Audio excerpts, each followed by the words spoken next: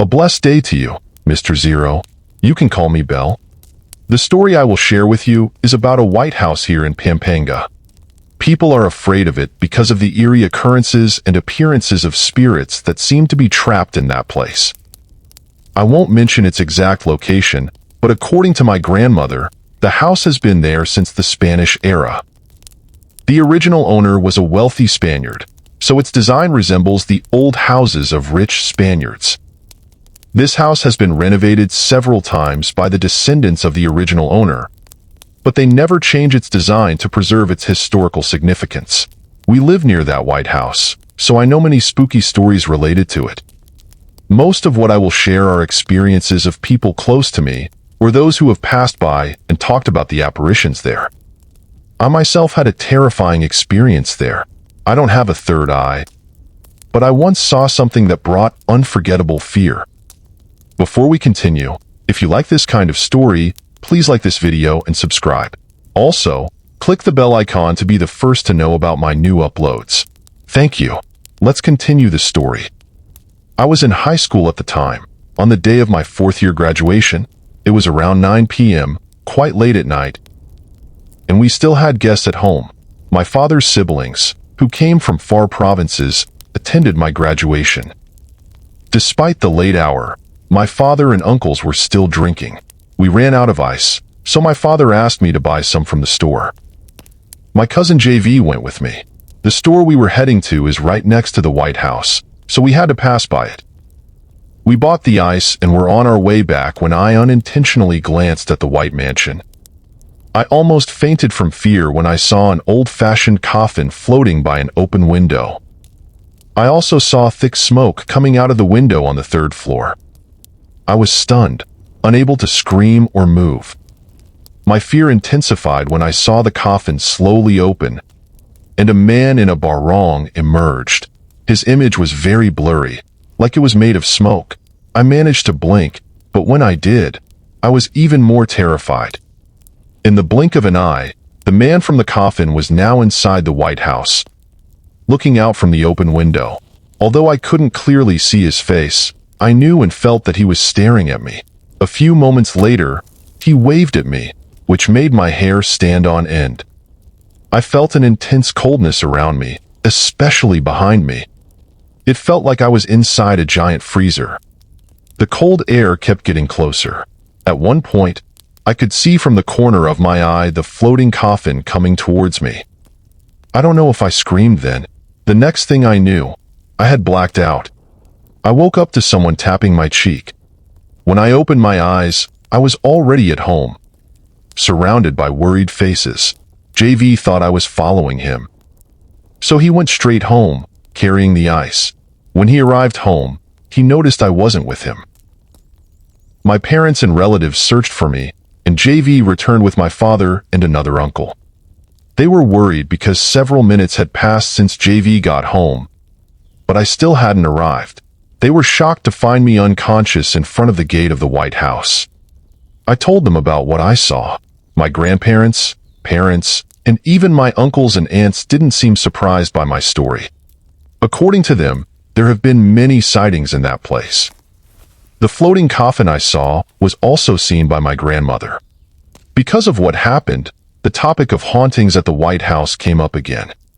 My uncle, a former caretaker of the house, was the first to share his story. He said that while working there, he would hear the sound of a bell at 6 p.m. and sometimes the cries of a woman. There were times when, while sweeping the yard, he would feel someone pass behind him. But when he looked, no one was there. He endured all the eerie occurrences for the sake of his job because the owner paid him well, and the owner rarely visited the house. He always told himself it was okay for them to make their presence known as long as they didn't appear before him. But one morning, after waking up, he went straight to the living room to sweep and dust. Upon entering the living room, he dropped his broom in terror. He saw a headless woman in a white dress sitting at the grand piano, playing a funeral tune. The mournful and hair-raising music pierced his ears. He screamed and ran out of the house. He had a fever for several days due to extreme fear. Every time he closed his eyes, He saw the headless woman. He even dreamt of the piano music she played. Because of that, he decided to resign. He told the owner he could no longer work with the restless spirits. The next to share was my father. I didn't know he had such an experience. Like me, he just passed by the White House. He was a security guard, so sometimes he came home very late. There was only one way to get home, and that was to pass by the White House. One night, while walking near the mansion, the gate suddenly opened as if someone inside had opened it. He looked inside and was horrified to see a line of chained men with white sacks over their heads. They entered the house one by one, passing through the wall instead of the door. Terrified, my father ran home without looking back. Since then, every time he passes by, he either prays or makes the sign of the cross, avoiding looking at the house in case he sees something again. The apparitions don't just appear at night. They show themselves whenever they want, regardless of the time. My aunt, JV's mother, also had an experience. It was noon, and she was on her way to our house when she saw 3 children in white school uniforms at the White House gate. She thought they were students from a nearby Catholic school. She approached them to tell them the owner was rarely home. She tapped one of the children but didn't touch him. Her hand passed through him. The children turned to face her, and she screamed in horror upon seeing they had no faces. She ran, falling twice because her knees had weakened in fear. According to the locals, the house had been blessed several times, but the spirits remained. They said that the priests and pastors who blessed the house all died within a year of doing so, mostly from heart attacks. The elders believe that the spirits from the White House followed and haunted them until they died from fear. To this day, the White House still stands in our place. Sometimes, people visit just to see one of the oldest and most haunted houses in Pampanga. That's all for now. To my fellow Pampangans who have heard this story, I'm sure many of you know which White House I'm referring to and its exact location. Second story. This is Dina's experience. I'm Dina, and I want to share with you the terrifying experience my brother and I had when we were renting an apartment. I never believed in ghosts. I always said they were just figments of the imagination or creations of fearful minds. But our experience changed my perspective. From the moment we moved into that apartment, we heard noises from the next apartment. The walls were thin, so we could hear everything. My brother and I were call center agents, always tired and irritated by the noise from next door.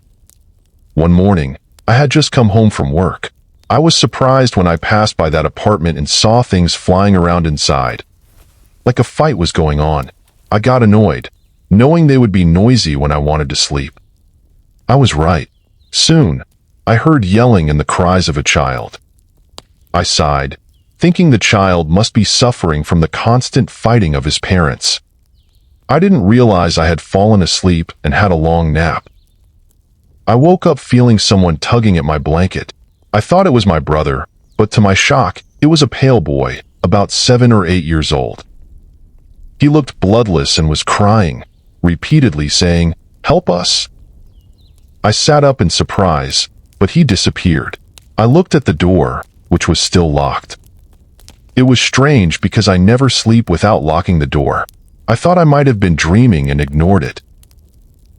I got up and cooked soup.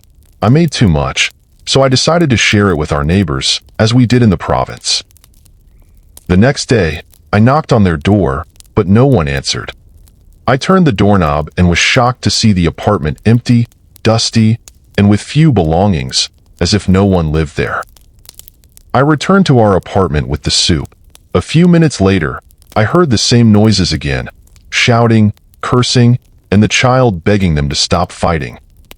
I was puzzled. How could they be back so soon without me hearing the gate open? Our gate was noisy, so it was impossible not to hear it. I wanted to check what was happening but restrained myself, not wanting to seem nosy. I was uneasy because it sounded like the man was beating his wife. I could hear the sounds of hitting and the woman being beaten. My brother woke up, annoyed, and went to the next apartment. I followed, worried he might cause a scene. He knocked, but no one answered. He said, "Please let us sleep. We have work later." I told him to let them be. Suddenly, a strong wind blew, causing the curtains to fly and the door to slam shut. We peered through the window, seeing the woman crouched in a corner, crying. We knocked again, but she didn't respond. We didn't see the boy. My brother decided to call the landlord, who lived far away and only visited monthly for rent collection. When the landlord arrived, he asked what happened. I told him about the noises and the woman we saw inside. The landlord's face turned pale. The noise came from the first tenants, Lynn and Boy, and their 7-year-old son. The couple constantly fought, disturbing other tenants. One day, Lynn and their son were found dead, and Boy had hanged himself, leaving a note apologizing for killing his family under the influence of drugs. The apartment had been vacant since, haunted by the restless spirits of the family. If you liked it, please like and subscribe. What do you think of our story? Comment below. I'd love to read them. Until next time, goodbye.